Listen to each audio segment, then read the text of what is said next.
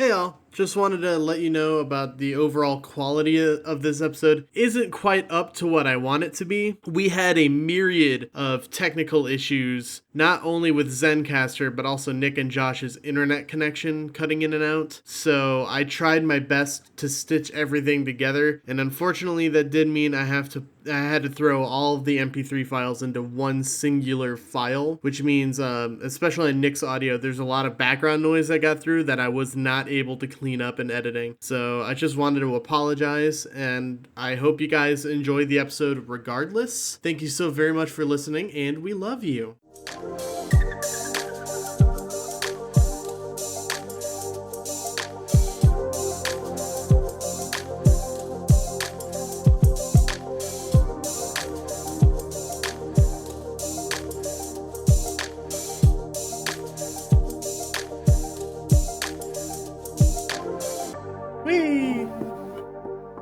So, pretty good weekend for wrestling fans.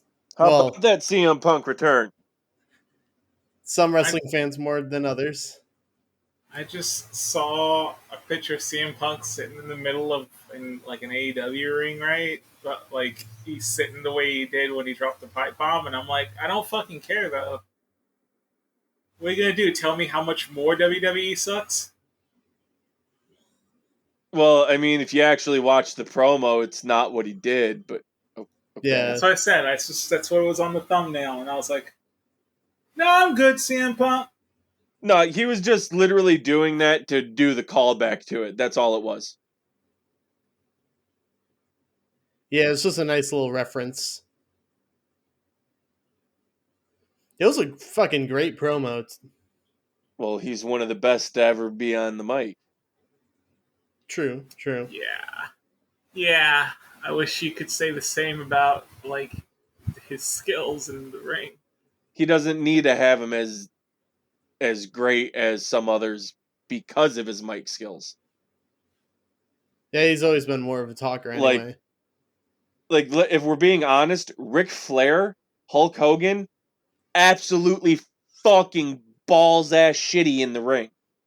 Yeah, but it's not just skills at quote unquote wrestling. It's also for me, it's you don't have to be good at wrestling, but you have to if you're not good at wrestling, then you got to be good at acting, you know. And during the match, I don't think CM Punk's as interesting as he is when he's not in a match. Even Okay, I'm gonna call you out on just being contrarian right now because you are literally the only person I have ever heard make that as a legitimate argument. There's a reason he's considered one of the best. Well, I know, but he's not fun to watch. Is my problem, right? And you don't have to be good at wrestling to be fun to watch. I mean, fucking. I heard he's a technical wrestler, but fucking Orange Cassidy, I don't fucking watch him because I want to see him wrestle really well. I want to see him because he's the king of fucking sloth style. It's fun to watch him, you know. When did you start watching? I mean, I haven't seen I haven't seen him wrestle in a while. Not Orange Cassidy fucking who we were just talking about. God damn it. No, when did your wrestling fandom start? Because that's going to make a lot of this make sense. Oh, when I started watching wrestling? Attitude Era.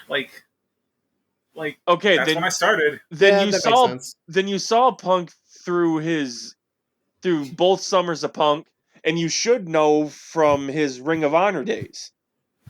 I don't know how you're making the argument you are unless he just doesn't. Because Punk's been around for a while, yeah, and he's not the only one. I think it's just maybe he's gotten older, and it's not as fun to watch him. There's other wrestlers who are like that too. But Punk's been gone for 7 years. We haven't seen him. Yeah, we haven't seen him wrestle in 7 years. You can't make that argument for him like the others because he literally has not been around. There's one thing we can say for sure. Probably should not have tried UFC. Yeah, but at least he had the balls to go ahead and try it. Yeah, that's true. I listened to his interview. Oh God. I listened to his interview on Oral Sessions with Renee and he said he's proud of having that short UFC stint. But yeah, that second match, he was like, I probably shouldn't have done that. I don't know. We're actually seeing. I don't think he's actually wrestled yet, have he? Because all I've seen is like. He No, literally, I think I've seen it from that pro. So he literally just returned Friday. Yeah, and then just cut a promo. I'll wait and see, but it's like I'm not expecting too much. Well, his first match is going to be at All Out against Darby Allin. I don't know if that's going to be his first match, but that is the setup currently. He might have one or a confrontation at least on Wednesday. Yeah, he is supposed to be on Dynamite. But yeah, we had CM Punk return. Oh yeah, also, you're listening to Moral Ambiguity After Dark. This is going to be a wrestling-centric one. Yeah, we're all a bunch of fucking marks, and a lot of shit happened. It's been a hell of a weekend. Last night, SummerSlam, Becky Lynch came back, but completely buried Bianca Belair. Yeah, they could have. What? You said he's playing Darby Allin? Yeah. Oh, god damn it. What? I don't like Darby. I'm going to ask you one question right now, and it's going to depend. I can tell you why. Hold on. Let me finish. And depending on the answer to this question, may completely destroy the podcast. Okay. Do you agree with Jim Cornette? I don't even know what you're talking about. Like, we're good. Agree with what with Jim Cornette? Like, do I agree wrestling was better in the past? Always. It's like, it's always going to be better than when I remember it. But do I agree that wrestling should stay as the carny fucking shit he wanted it to be? No. Okay, then we're fine. I don't like Darby Allin because I think we're past the fucking point of, like, edgy being the thing and the only thing. You know, like, it's just like, I don't like edgy wrestlers anymore. Like, back in the day when I was a young teenager, cut me with the edge. But now I'm an adult and I'm just like, get a job. Have you actually paid attention to his gimmick? I know he's a good wrestler. I know his gimmick. If you know his gimmick, then it's not edgy gimmick. He's a small fucking scrappy underdog that throws himself into literally every piece of offense. It's really, really simple. And it's really petty, but fuck you, this is part of wrestling too. I don't like his costume. Okay, then say that instead of coming up with other bullshit. Yeah, I guess that's it. It's like, I don't like his costume. That's completely fair. Yeah, just say that instead of the other shit. Like... But yeah, I can get not liking somebody's gear. There's some gear I think is fucking stupid as hell. Mm-hmm. But Becky came back last night and squashed Bianca Belair for no reason. Lynch? Yeah, Becky. Yeah. Okay. Yeah, she came back, squashed Bianca Belair for the title in like 2 seconds, and then I'm like, why? You have two of the most talented women on your roster. Book an actual match. But then again, I shouldn't expect WWE to book anything sensible. I was going to say, is it WWE? Because WWE still believes women don't wrestle. Despite the fact that they have like 30 or 40 fucking female wrestlers, apparently. They arguably have the best female roster in North America. Yet they can't fucking book it for shit. If it doesn't involve Charlotte, Becky, or Sasha and Bayley. If it's not one of the 4 horsewomen, they don't know what the fuck they're doing. Like I said, because for some reason they still believe that women don't wrestle. Also Brock Lesnar is back. Oh, fucking boy. Let's talk about, them and how they feel about women's wrestling. And then the absolute unmitigated gall to be having the Queen of the Ring final in Saudi Arabia. Oh. No, it's cool. They love us again now. Right? Like, just, oh my God. Do you think that's going to go over well, Vince? No, it's cool. They like us again.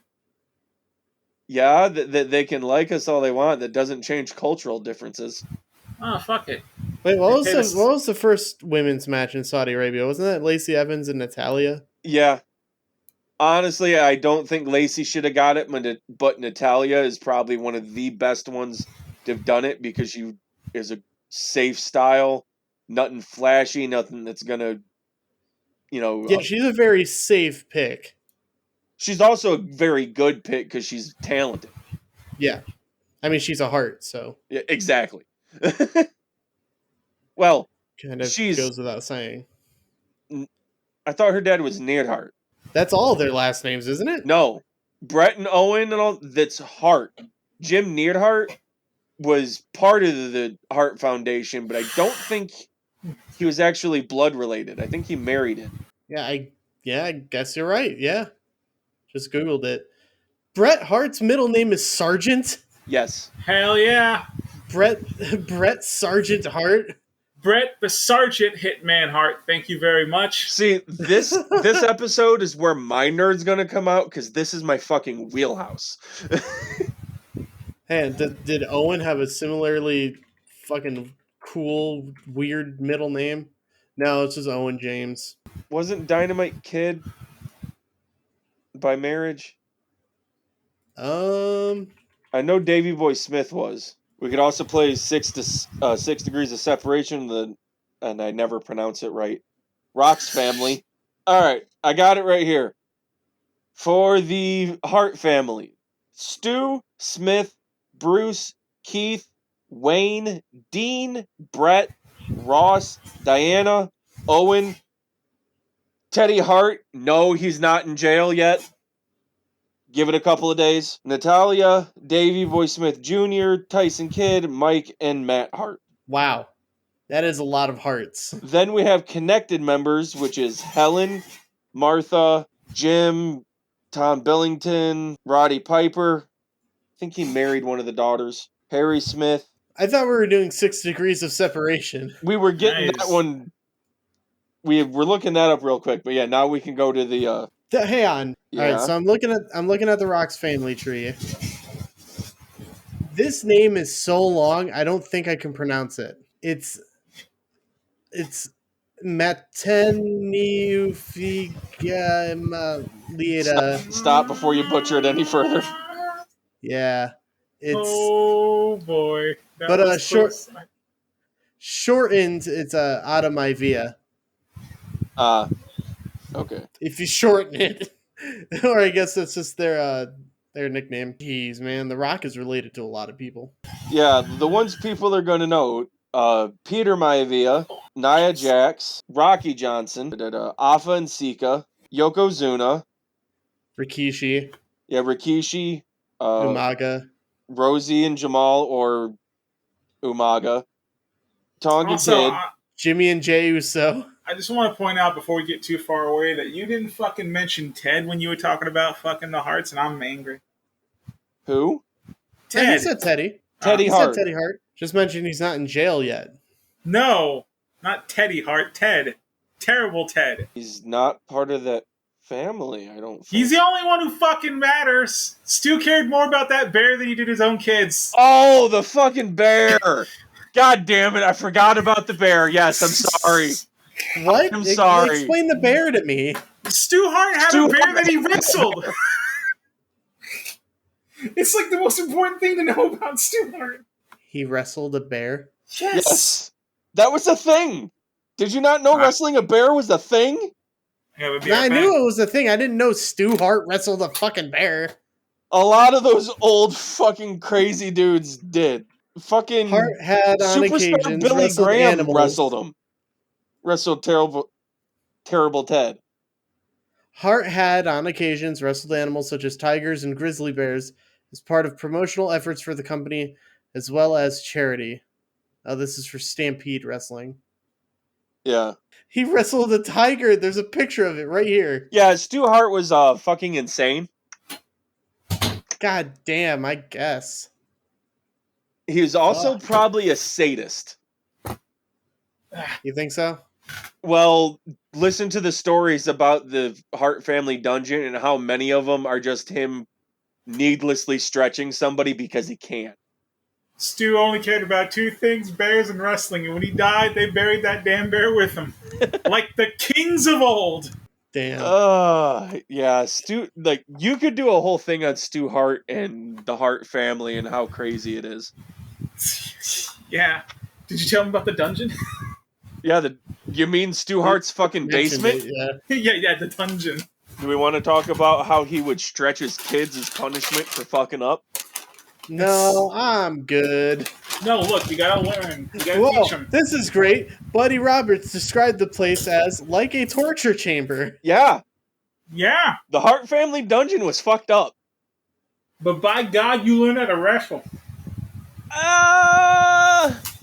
Debatable. You can say a lot about them Hart boys, but oh dog, did they know how to wrestle? The Harts themselves, yes. There's some people that went through the dungeon that ended up not learning a damn thing because all Stu did was stretch them. They were weak. They needed to be cold. Jushin Thunder Liger went through the dungeon? Yeah. Holy shit. And just to point something out, when anybody likes to disparage cosplay wrestlers, point out that Jushin fucking Thunder Liger is a cosplay wrestler. Absolutely. He's like the best. Same with Tiger Mask. They are literally off of manga characters. I refuse to look at any... Like, I thank God to this day, I don't know what either of those two men look like without their masks. Well, which Tiger Mask? Either of them. I think I only know 2 Tiger Masks. There's been 4. Yeah, that's what I was like. I know, like, the original, and, like, I believe, like, the more current one. I think I've seen Liger once without his mask, and that was when Kishin Liger came out. Oh, yeah, Kishin Liger. Yeah. This is a wild sidebar, but I was still looking through the people who went through the Hart Dungeon, and I saw Tyson Kidd, and it reminded me when WWE was in Toledo a couple of years ago. During the show, someone stole Tyson Kidd's rental car. All right. Remember? Yep. I mean, he made a tweet about it on his Twitter. Who fucking steals a rental car? It's fucking Toledo, man. That's a people good will take point. whatever they can get their hands on. That's a good point. So what games have y'all been playing? Just downloaded the director's cut of Ghost of Tsushima. Nice. And if that actually came out? And if you thought that game was beautiful, regularly, wait till you play it on PS5. I haven't actually played it. That's just for anybody listening. Like, it's an amazingly beautiful game to begin with, and then you just add on, like, the next gen shit, and I've just been bouncing all over the fucking place with my games. Playing a lot of Hades again. Playing a lot of Dead by Daylight. I re-downloaded Idle Champions of the Forgotten Realms, but you don't really play that. You just let it sit in the background and let it do its thing. Yeah, I hesitate to even call those games, but they're technically games. Game implies a level of interaction. You can interact with it, and you kind of have to for certain things. It's not like completely idle. You picked up the DLC characters? I just got the Stranger Things one because they're ending that soon. They lost their license for Stranger Things. If you care about such things, there is a charity one that is based off of Grant Imahara. I know that much. What, a Dead by Daylight character? No, I thought you were talking about Idle Champions still. Oh, no. And no, they actually came up with a little side character for him. I only gotcha games that you have to play. Like what? I'm gonna guess Genshin Impact. I started playing Genshin Impact. I need to re-download it and finish and play it more. I have it downloaded. That's about it. I played it for like an hour on PS4. I got like 6 or 7 hours in total, I think. It's fun. I just need to get back into it. No, I play it's not really playing right now. I'm just constantly doing my logins for Final Fantasy Brave Exvius and War of the Lions. War of the Visions. Brave Exvius is just one I'm playing all the time. It's super good. But War of the Lions, I'm specifically like waiting because Cloud's gonna come out as a fucking unit, and I'm like, all right, I'm saving up so I can just mass fucking pull. I thought War of the Lions was the PSP one. That's what I said. Yeah, no, it's called War of the Visions. I messed up. I was gonna say, and plus Cloud is already in that one. War of the Visions is the tactics version of Final Fantasy Brave Exvius. Brave Exvius is just like a classic Final Fantasy, like 6-person RPG stuff, and then they came out with War of the Visions like a year or two ago, which is like the tactics version of it. Other than that, it's like a lot of Apex. I need to get back into Apex. I haven't played it in a hot minute. Download the demo for Tales of Arise, and that game looks fucking gorgeous. Yeah, I need to get that demo. I'm always up for a new Tales game. I finished Ratchet and Clank Rift Apart. That one's pretty good too. Like it? Fuck, that game's really good. It's like the first Ratchet and Clank game I've ever played, and it's really good. It's also like fucking like it's also like one of those like it is Ghost of Tsushima level like fuck this game is pretty as fuck. Yes. And like yeah, no, I have to agree there that they really knew what they were doing to set up for all that. Like the fur effects on just damn, I need to get a PS5. Yeah, it's like that's like also and as somebody that's played the original Ratchet and Clanks, it very much carries the vibe. My first Ratchet and Clank game was Up Your Arsenal. That one's pretty good. Actually, that's not true. I tried, because it was free on PS Plus, I tried playing the Ratchet and Clank game that was the movie tie-in. Oh, the Ratchet and Clank, whatever. Yeah, the reboot. Yeah, the reboot. It's all right. And I couldn't get into it. Like, there was just something about it where I was like, I don't know, there's something about this. So, like, when Rift Apart was happening, I was like, I don't know. I didn't like the last one, but no, it's fucking, this is good. Yeah, I only played Up Your Arsenal and Deadlocked. Deadlocked is pretty cool. That one's like you have Ratchet's forced to compete in like a blood sport sort of thing called Dread Zone. Fucking oh man, there's this secret weapon you get. It's not even like secret. It's like there are these little things you got to collect, right? And there's only like one in each level, so it's like. You talking about really, the Rhino? Yeah, the fucking Rhino's so dope, man. Fucking also look at these high def reses of like fucking Jack and shit. Yeah, that was one thing I loved about the Rhino in this one is they really leaned into the Rift thing and that it's pulling other PlayStation games and titles. Once I got the Rhino, I got a little angry because I was like, oh, they should have done that. How cool would it be if you had like a level that was like you go to Paris or something? What's interesting is you can have the mascot from Sunset Overdrive show up since Sony acquired the studio. That's pretty cool. Which has everybody wondering, is there going to be a port? Sunset Overdrive? Like, don't get me wrong, that game's good, but it's fucking dead as shit. Yeah, but if they re-release it and everything, I can see them reviving it a little bit. I'm pretty sure right now Sony owns the studio that has it. There's a game I've been meaning to buy, and I keep hearing about it on the Besties podcast. It's called Wildermyth. I haven't heard of that one. It's an RPG, and the way they've described it on that podcast is it's like it's like single-player D&D with the best dungeon master ever. Huh. It's procedural storytelling RPG, which sounds dope. And the art style is really cute. I like it a lot. Yeah, I'm looking at it. It looks really cool. Looks like it's got tactical battles. Yeah. It's pretty neat. I've just haven't bought it yet. I really want to, though. Kind of want to do a Let's Play on it. So yeah, I'm just waiting for the next Dragon Age. Oh, you know what I started doing? I started replaying all the Pokemon games and try to do a challenge. I wanted to, like, the first one that I'm going through right now is I was like, can you beat Pokemon Blue with just bug-type Pokemon? Is that possible? Because, like, I went in and I'm like, all right, I'm starting Blue and I got a Bulbasaur and I got a Bulbasaur to make fucking Gary pick a Charizard because I was like, fuck it, let's make it hard as I can for me.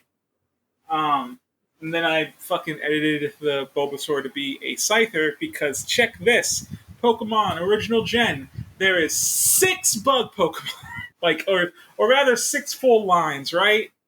Right. And it's like, okay, 2 of them, Scyther and Pinsir, you can only get in the they're Gen exclusive, well, they're color exclusives, and you don't get them till the end of the fucking, like, the game. So I'm like, all right, well, I'm not trading with everyone, so I'll just Scyther in blue since you can't get him in blue, and then I'll just have to wait until I'm towards the end of the game to be able to get a full fucking team of 6 Pokemon. Hello, Jake. Thanks for joining. And it's like, I know Brock's gonna be easy because I can get a Butterfree pretty quick and Confusion will fuck him up, but like, man, we're gonna hit like, I'm like, I don't know what the fuck, I'm gonna hit Surge, and I'm like, what am I gonna do? Koga's gonna be a bitch, because most of the bug-type Pokemon in this game learn some form of poison fucking technique, and while that's useful for most of the game, Koga's just, goddamn it. Man, I've been meaning, I haven't played through a Pokemon game in a long time. I finished Sword like earlier this year, but I haven't gone back and played any of the older games. I have Sword and Shield. I need to get back on them. They're all kind of good. Yeah, I fucking love Pokemon. You want to know the fastest I've beaten a Pokemon game? I acquired a copy of Crystal from a buddy of mine, and I beat it both Johto and Kanto in just over 13 hours. Jesus! First time through, that's a fucking... No, that wasn't a first time through. That was actually like my second or third time playing through that game, but my original copy had been stolen long time ago. And you know how that makes me feel? Sad.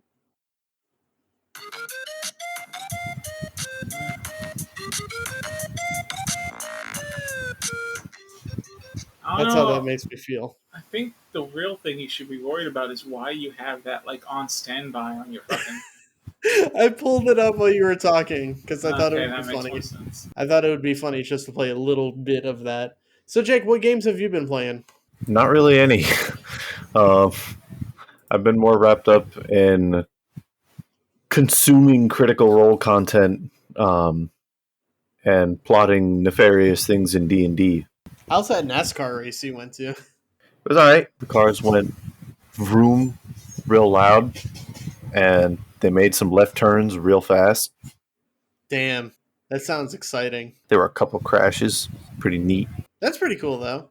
Like, low-key, I've always wanted to go to some kind of, like, race.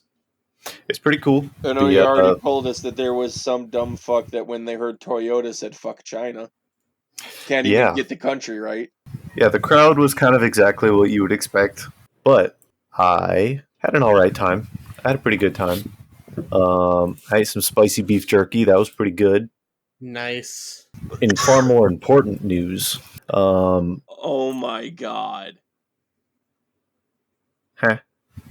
To go back to the wrestling real quick, you want to know how carny WWE is being right now? They are taking pre-orders for a SummerSlam shirt of Bianca versus Sasha Banks. But SummerSlam was last night. And Sasha wasn't cleared to wrestle. Jesus Christ, how carny do you have to be? That's pretty fucking carny. It doesn't even look good. But never forget, it's not carny enough. You could always do more. You know, that is true. Just imagine Vince there. You know, we could always pay our people less. Any games anybody's looking forward to? I need to know what games are even coming out. I kind of lost track after E3. I saved a thing that had a list of games that were coming out, and then I forgot where I put it.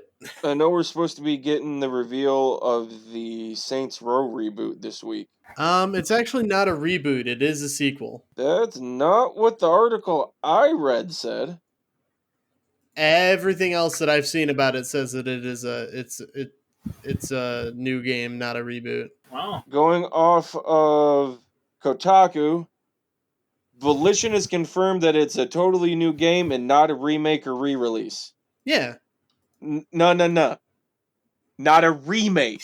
That doesn't mean it's not a reboot. Yes, because those are very different things. The Saints Row website right now says rebooting. Yeah, I know it says rebooting, but it's supposed to be its own new game. Yeah, it's a reboot of the series. How cool I am? Whoa, hey! I can't hear y'all. No, Was not expecting you. They're not remaking any of the old ones. They're rebooting the series. A remake and a Rebooting reboot it. are not the same thing. Now all those people who complain that they don't like the new one because the old one was better, maybe it'll happen now, right? Yeah, I'm sorry. I'm gonna take a hot take here. Saints Row 1 and 2, while good, are still very much massive GTA clones. Yeah, It wasn't until 3 that it found its own To identity. hear something. 3 and 4, I thoroughly enjoy it and still do. 4 I need got to a play little them again. 4 got a little crazy. That's what's so good about it. Yeah, but you can't, as they proved with the end of it, you can't really go anywhere further from there. Sure you could. They blew up the planet. Yeah? That booty. There we go. Okay. Alright, Jesus Christ, Zencaster. Sorry Technical about that. difficulties. Seems like that's at least partially my fault. So I wanted to talk to Jake about Rangers because I was listening to y'all's episode from last week and I was intrigued and I really liked that conversation and I wanted to add, Jake, have you seen the Pathfinder 2 Ranger? No, I have not played any of Pathfinder 2. So it kind of works like the Slayer from Pathfinder 1. As an action, you can point like at an enemy, or like I think it's if you have like a significant piece of like their clothing or something, and you can make them your prey, and that gives you the bonuses that you would normally get for having like a favorite enemy. Yeah. And so you get like bonus damage to them. You get like you can shoot better against them. There's a really cool set of feats where you can be like smarter against them and like you can fool them, you can like deceive them better, you can like stuff like that. So there's a lot of social situations it can work for as well, which I think is really cool. You should check that out. It also that the Pathfinder 2 Ranger is really good at giving his party buffs. Like there's one specific feat that like if you're rolling perception on your because you can roll different things for your initiative. If you roll perception, the ranger just gives everyone they can see a +1 bonus to it, like everyone that they want to. That plus the nature of like how the action system works is really, really interesting. You should definitely check that out. It's a little crunchy for my tastes, even though I DM it just about every week, and it has become a nightmare in terms of numbers. Like, whereas like D&D is always very much like 5, 10, 15, 20, 25, 30 at most, maybe 35. We're level 15 and rolling in the 40s right now on most checks. And God damn. It's, yeah, if you want big number, go big up, then that's what you fucking do. Well, that's also, if we're getting perfectly honest, a thing with 3.5 too, because that's where Pathfinder split off of. So, yeah, Pathfinder 2 is not Pathfinder 1 at all. They changed a lot. They got rid of base attack bonus, just like Pathfinder did. Instead, you have 3 actions, and those 3 actions you can do whatever the hell an action would normally do. So moving takes an action, certain spells take 1 or 2 or 3 actions, and attacks take an action. And if you make subsequent attacks, those subsequent attacks in the round have like a -5, -10. I think it only goes to -10 if I'm not mistaken. It might go to -15, but it doesn't go any farther than that. But what I'm saying is, with those skill checks, that's very much still a thing from like 3.5. Yeah. It is. It still has a lot of 3.5 bones in it in a lot of ways. The bones. But it's very much more about its action economy. I think it has a better action economy than 5th edition does, but I think their wizards are worse. Like their wizards are like the old school. If you did not prepare this spell, well, fuck you. You don't get to if you, and not just like if you didn't prepare it, but like if you did not prepare this spell in this slot, fuck you. You don't get to use it. I hate that, and that's why I really like wizards in 5th edition. But like one of the really cool things is like a heal spell, right? The heal harm spell. it changes depending on how many actions you use for it. So if you use one action, it's a touch. If you use two actions, it's a beam that does, I think, slightly less damage, less healing, but can be done at ranged. And then if you do three actions, it's an AoE around you. And it's just stuff like that. It's a lot of fun. That game's a blast to play, but it feels very much like it's not designed for storytelling. Like, I have to add a lot to get the story out, which is fine. I don't mind that. But yeah, I like it a lot, and I don't think we should ever play it on the show. Again, I'm going to throw back to that's 3.5, because 3.5 was very much the min-maxer's dream. Yeah, no, it is very much, it is very, very much 3.5. They just do it differently. This like, one, yeah, go ahead. I remember just sitting there with the books for 3.5. Yeah. And I could make characters that at level 1 were so damn broken. Yeah. And not even min-maxing my stats, just setting up the right feats. Right. So that's the thing that they've really pushed for in this, is whereas like 5th edition kind of got away from feats for the most part. Everything you do in this game involves a feat in some way. Like, you get class feats, you get ability feats, you get like your racial bonuses or feats that you pick. Like, you don't, at the beginning of the game, you don't roll any dice to make your character. You just build it based on certain things, and then you get a pool of +2s that you can add to different places.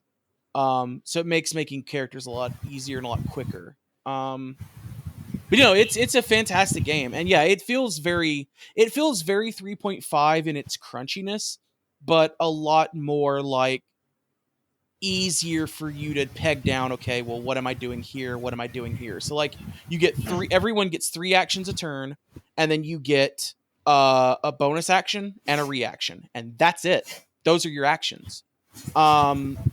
If you have like haste casted on you, it gives you an extra action to move or attack with. That's what you can do with that. But like, just because you use an action to attack, like, there are certain abilities, like a fighter, I think if I'm not mistaken, we have a fighter in our party right now, just gets a thing that says when he makes an attack action, he attacks twice. So he can attack like 6 times in a turn. It's ridiculous. And like, everyone's got something like that. Like, rangers can do a thing where they attack twice on their first attack, and both of those attacks combine together for purposes of like damage resistance, which is really cool. Yeah, that game's great. Anyway, that's what I want to say about that. And then I don't want to bogart too much, but you guys were talking about characters that you were going to play before you played. Before you picked your characters out. And I want to say I had a couple of ideas. I know I talked with Matt about a couple of different ones. Some of them I'm not really going to talk about too much because they might show back up later. One of them I don't think I've ever talked to anyone about. He's a samurai named Kusanagi Jones. He was a black man. I don't recall hearing about this, no. So I didn't really get to flesh him out a lot, like what I want to do personality-wise. It was very Afro samurai in that like he was like sort of a ronin and like didn't really follow a samurai code, but he had a sword and he knew how to use it, type of thing.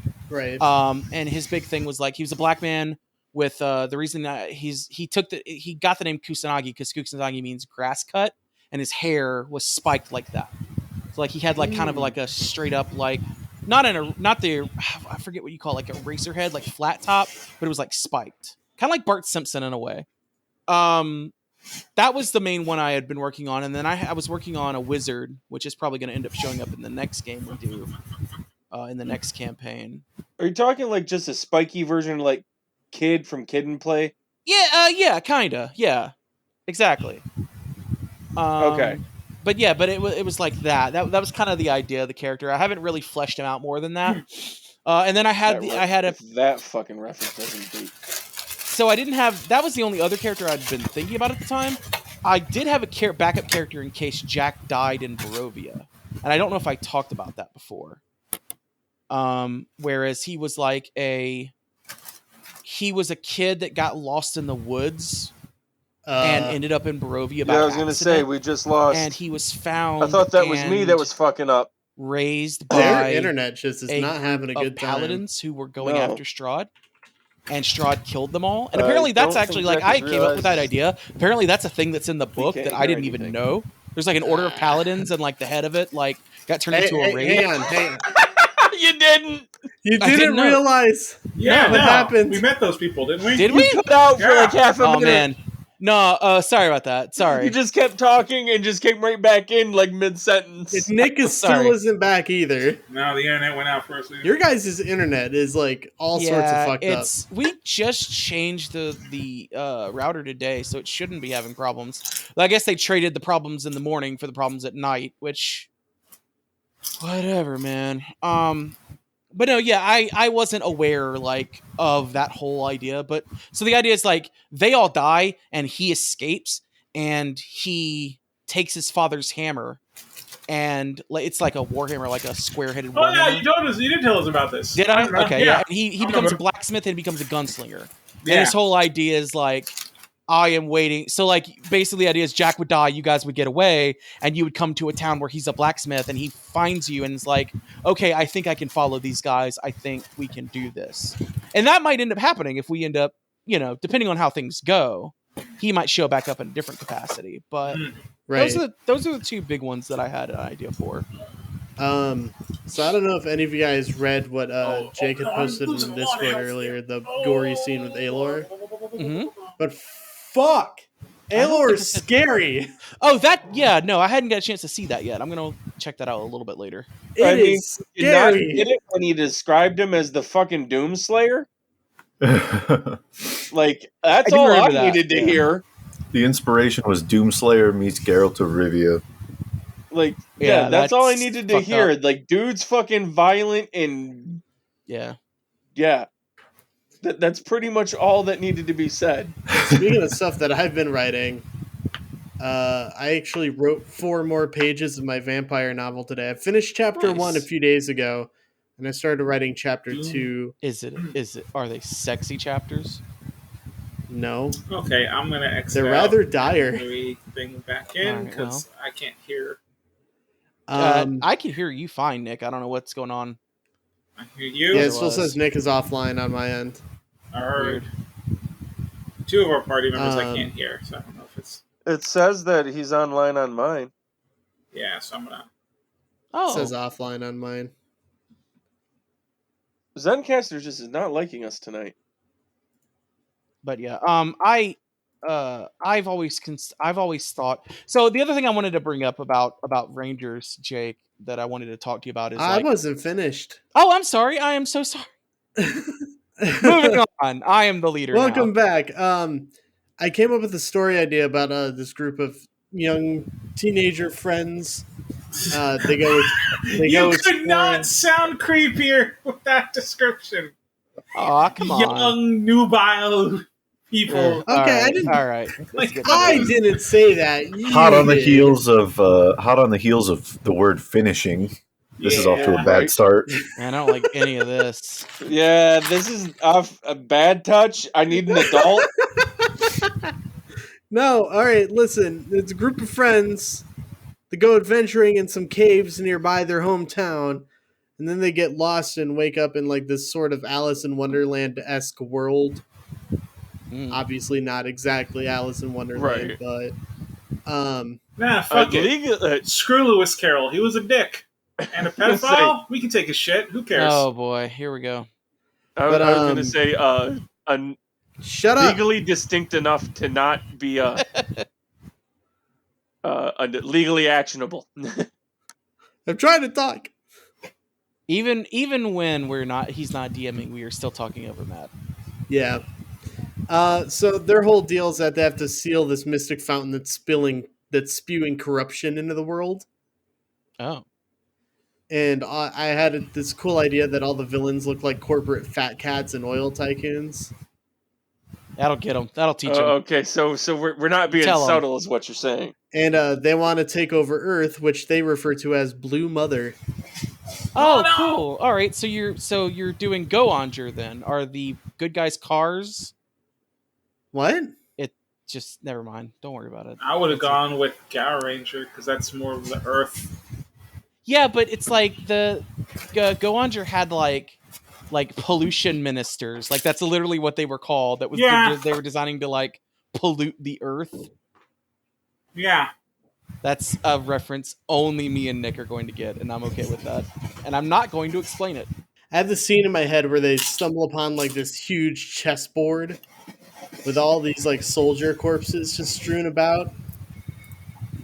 And on one end, there's just this huge inanimate skeleton with a fucking giant sword through its skull, pinning it to the ground. Jeez. Yeah, if there's one thing I want to do with it is that I don't want to shy away from from having some like explicit, brutal descriptions. They But will I tell you guys, Think of the finishing. children. They will see intestines and blood. I'm down with that. You put your hand in a pile of goo that a moment before was your best friend's face. That's gross. I'll even do a scene like the Saving Private Ryan where a dude's trying to put his arm back on. Oh, come on. All right, come on. All right. All right, maybe I won't do that. Let's not. But, like, it would work because there's magic in this world, right? But that doesn't mean it can reattach your arm. It says fucking who? Me? You don't know what the limits of the men's spell is? You don't know. I actually do know what the. If I cast it at a high enough level, I do know what it does. That's not how any of this works. Also, I don't think you can change the. Or you know what? Also, you don't know the rules of my world. Yeah, there's that too. Yeah, I've been powering through this this week. I feel like ever since I moved onto first shift, it feels like there is no time. Not only is there no time, the time that I do have goes by insanely fast. Yeah. Yeah, you get that a lot with like working middle shift too. And I'm very upset about it. I miss being a vampire. I miss working night shift. Hey, someone pick a Power Rangers team. Original. Power Rangers? Not original. Fuck. Lightspeed Rescue. Pick another. Time Force. Original. Pick another. Okay. Original. Which ones? There's like 50 original. Like Original. I didn't name one yet. Jeez. Are you literally pulling up a list? I'm waiting. The mystic ones. The mystic. Okay, I'm going with Udana. Fucking Mystic Force. All right, Mystic Force it is. I guess I'm going with Udana. All right. Are you? Is that who you're playing as in the fighting game? I've only got God. Quantum Ranger and Ryu down because Ryu's Ryu, but even Ryu I need some work with Ryu because all of her shit works. Like, it's the same inputs and shit, but the effects are slightly different. Like, it's Tatsumaki, like, his Hurricane Kick normally, like, goes across a little bit and will hit someone and knock them away, but now it, like, will knock them into you so you can set up a combo into it, which you normally couldn't do. And for the life of me, I've not been able to get his Dragon Punch to come out properly. And it's just like, okay, I gotta work with some freaking Ryu shit. But, like, I've learned Quantum Ranger enough. He's actually not that difficult to figure out. It's just figuring out how to connect his combos together. What game is that? Battle for the Grid? Yeah. I don't think it's called Battle for the Grid, is it? Yeah, it's Battle for the Grid.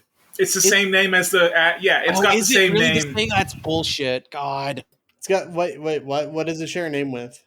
There was a mobile game that came out a couple of years back called Battle for the Grid. And I think it probably shares, like, an engine with it or something. Yeah. But it's bad. I thought it was just a port of the mobile. That's what everyone thought, but it's not. It's a straight fighting game. It is new assets, new shit, new everything. But it is a Marvel vs. Capcom ass fighting game. Yep, it's dope. Like actual good fighting game people that know fighting games like this game. It's fucking really good. Well then, I'm gonna put it on my Steam wish list. It's definitely not the Kamen Rider Dragon Knight fighting game. You mean the one that's just the Kamen Rider Ryuki game? Yep, but with Johnny Young Bosch as the main writer. Even though he doesn't. And that, dear listener, is where we got cut off. I promise you, if I didn't think there was some good stuff in what we do have, I wouldn't have put it together and uploaded it. Anyway, regardless, we hope you liked the episode. Sorry for the quality. I don't want it to be like that, but it was an issue that was out of our hands. Anyway, thank you guys so very much for listening to this episode of Moral Ambiguity After Dark. If you want to follow us, you can find us on Twitter at AmbiguousPod. You can find us on Facebook, facebook.com/ambiguouspod. You can leave us a 5-star rating and review on Apple Podcasts and any other podcasting platform that allows you to do so. You can subscribe to our YouTube channel, which is Moral Ambiguity Podcast. Put podcast at the end of that search query. I'm still working on getting the rest of the episodes uploaded, I promise. Yeah, thank you guys so very much for listening. Love you. Bye.